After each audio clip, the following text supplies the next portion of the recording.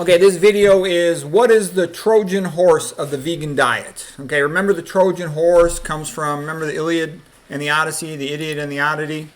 Basically, in the Trojan War, they had fought to a standoff. Okay, it had been 10 long years. Hector, the great Trojan, had killed Patroclus, the friend of Achilles. Achilles' wrath, he came back and he killed Hector. But the big, strong walls of Troy had kept out the Greeks, and they were in a stalemate.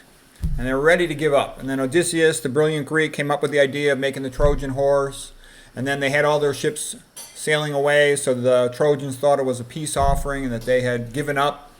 They brought the Trojan horse into the city of Troy, and then at night the Greek soldiers climbed out and opened up the city gates, and the Greeks sacked Troy. Okay. Oh, by this time, Paris had already shot Achilles in the heel with an arrow, the Achilles heel. All right, so anyways, the Trojan horse was the downfall of Troy. And so what I'm saying is a lot of people are going vegan and they're making some progress, but they have a weakness. They fall like chumps for this slogan of good fat. So good fat slogan is the Trojan horse of the vegan diet. Because once you go down that path, you start eating a lot of fat, and then you forgot all the studies that Nathan Pritikin, David Blankenhorn, and others, the African green monkey studies. The more fat a person eats, the more atherosclerosis they have. It doesn't matter what type of fat it is.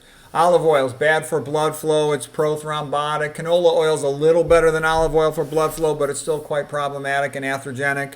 Flax, I think, I disagree with Esselstyn on this one. Even though I think Esselstyn obviously is magnificent, deserves a Nobel Prize for his work on atherosclerosis, I think he got chumped in a little bit on this flax stuff. It's 60% fat.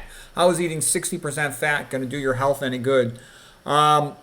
It's also super estrogenic. To me, I think flax is like Tweedledee and Tweedledum with soy. They're both estrogenic. They both have some goitrogenic properties. They're both very high in fat. Flax even has these like cyanogenic glycosides. They're a little bit like cyanide. I mean, who needs that, okay?